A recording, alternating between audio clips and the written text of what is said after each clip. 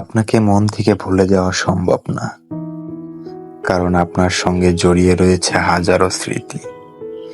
আপনার প্রতি আমি এতটাই দুর্বল যে আপনার দেওয়া কষ্টগুলোও ভালোবাসা মনে হয়। আপনি অনেকবার জিজ্ঞেস করেছেন আপনাকে কি দেখে আমি পছন্দ করেছি। দেখুন, ভালোবাসা কখনো রূপ, সৌন্দর্য, দেহ, অর্থ, বৃত্ত দেখে হয় না। ভালোবাসা হয় মানুষের ব্যক্তিত্ব দেখে, মানুষের মহত্ব দেখে। আমি আপনার এগুলো দেখেও প্রেমে পড়িনি। আমি নিজের অজান্তেই আপনাকে এতটা ভালোবেসেছি যে এখন নিজেকেই ভুলে যাচ্ছি।